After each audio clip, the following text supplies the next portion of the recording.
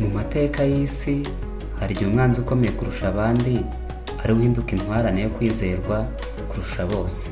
Sawuli w'i Tariso ntiyari umugabo usanzwe, ahubwo yari uruzitiro rukomeye rwashyizwe hagati y'ubukristo n'isi, afite mu ntoki ububasha bwo gufunga, gushinyagurira no kwicisha uwo ari we wese utinyutse kuvuga izina Yesu.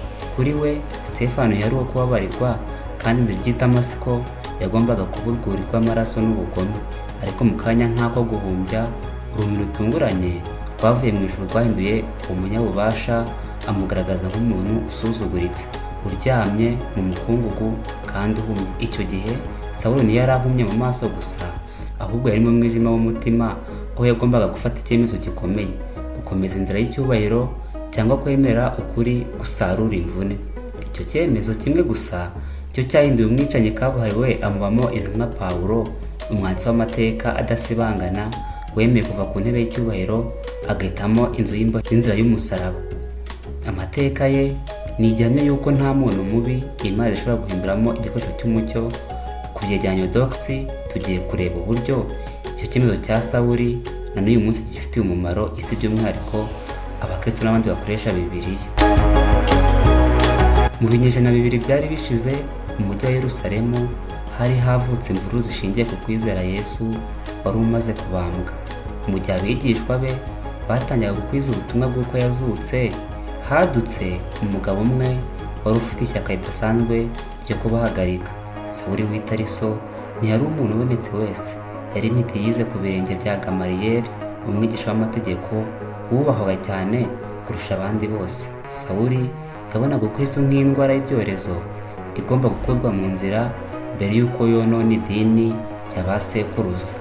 Kuri we Sitefano, umukristo wa mbere wishwe azira kwizera kwe, ntiyari umuziranenge. Sawuli yari ahagaze aho areba Sitefano akubitwa amabuye kugeza apfuye, kandi imyenda y'abamwicaga yari imeze neza nk'iye, nawe nk'ikimenyetso cy'uko yari ashyigikiye icyo gikorwa cy'ubunyamaswa. Iryo shyaka ry'umwicanyi ntiryarangiye aho. Sawuli yahindutse nk'inyamaswa ikaze cyane, yinjira mu mazu y'abizera, agakurubanya abagabo n'abagore, akabajyana mu nzu y'imbohe. Izina rye ryatezaga imitingito mu mitima y'abakristu. Iyo Sawuli yageraga mu gace, umwijima w'ubwoba niwo wahadukiraga, ntiyagiraga imbabazi na gato. Icyifuzo cye cyari ukubona izina rya Yesu risibangana mu mateka, maze idini rya Kiyahudi rigakomeza kuganza nta nkomyi.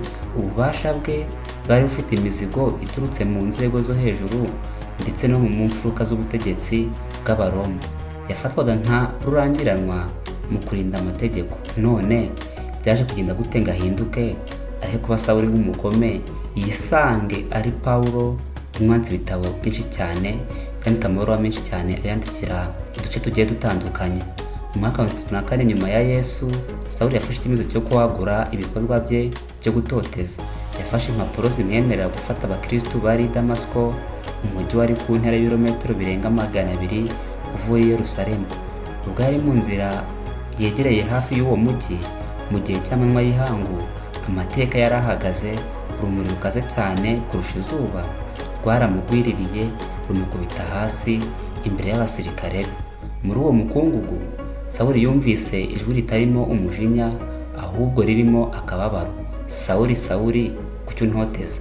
Icyo gihe nibwo yamenye ko ubugome yagiraga butari bukwiye, ndetse yamenye ko n'abo yarwanaga cyangwa se umuntu wari agiye kurwanya atari umuntu w'inkenke gusa, ahubwo ko yarimo arwanya Imana ubwayo. Icyo gihe nibwo bwa mbere Sawuli yahumye amaso, ariko ahumurwa mu mutima. Uwo munyabubasha wari ugiye i Damasiko kwerekana imbaraga ze, yinjiyemo ayobowe n'abandi, ari impumyi idashobora kwirwanaho. Iminsi 3 yamaze mu mwijima, adashobora kurya cyangwa kunywa. Niyo minsi yafatiwemo icyemezo kimwe cyahinduye isi. Sawuli yagombaga guhitamo: ese yari gukomeza inzira y'icyubahiro y'abafarisayo akazapfa ari umwicanyi, cyangwa ari kwemera kuba imbata y'uwo muntu yahigaga? Icyo cyemezo nticyari cyoreje, kuko cyasaga gusiga byose: inshuti, amashuri, icyubahiro ndetse n'umutekano. Nyuma yo gusingirwa na Ananiya, Sawuli yararebye, ariko n'umutima we warahindutse iteka. Izina rye ryarahindutse ava kuri Sawuli aba Pawulo. Icyatunguye isi ni uko uwo mugabo wari uzwiho guhiga abakristu ari we wahise utangira kubwiriza mu masinagogi avuga ko Yesu ari umwana w'Imana. Abakristu baramutinye bati, ese uyu niwe waduhigaga? Naho abayahudi baramwangaga bamwita umugambanyi. Pawulo yisunze inzira y'imvune itigeze iba mu mateka y'intumwa. Ubuzima bwe bwabaye urukurikirane rw'ibigeragezo bitangaje. Yakubiswe inkoni inshuro nyinshi, aterwa amabuye kugeza ubwo bamusetse bazi ko yapfuye. Arokoka ku ruhamo k'ubwato inshuro 3 kandi amara igihe kinini ari mu nzu y'imbohe kurusha uko yari ari hanze yazo. Ariko muri byose ntiyigeze asubira inyuma. Inyandiko yandikiraga amatorero atandukanye ari muri gereza izo zaje kuba inkingi za mwamba z'isezerano rishya muri Bibiliya. Icyemezo kimwe cyo mu mwijima w'i Damasiko cyamuhinduye umuntu wanditse ibitabo 13 mu bitabo 27 bigize isezerano rishya. Biha umusingi wo kwizera ku bantu babarirwa muri za miliyari uyu munsi.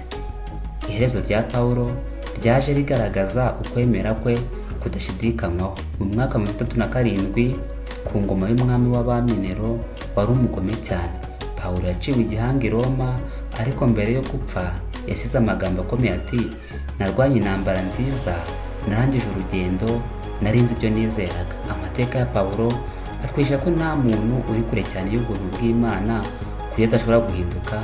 Atwisha kandi ko icyemezo kimwe gishingiye ku kuri niyo cyaba kigoye kandi kikugiraho ingaruka z'ubuzima bwose, aricyo cyonyine gishobora gutuma amateka yawe asomwa iteka ryose. Pawulo yavuye ku ntebe y'icyubahiro ahitamo gupfira ukuri, maze amateka ye ntiyasibangana. Ese yo hari icyemezo gutundeganya gufata uyu munsi? Ibuka ko n'urugendo rw'ibirometero 1000 rwatangiwe n'intambwe imwe, kandi ya ntambwe Pawulo yatewe mu mukungugu i Damasiko iyo yanyiganyije isi yose kugeza uyu munsi. Niba wishimiye iki kiganiro, kanda like maze usangize iyi nkuru n'abandi benshi kugira ngo bibimvire iyi nkuru ukuntu itangaje. Ntibagirwe kandi gukanda subscribe kugira ngo ukomeze gukirana ibindi byegeranyo binyura kuri iyi channel ya Ibyegeranyo Docs.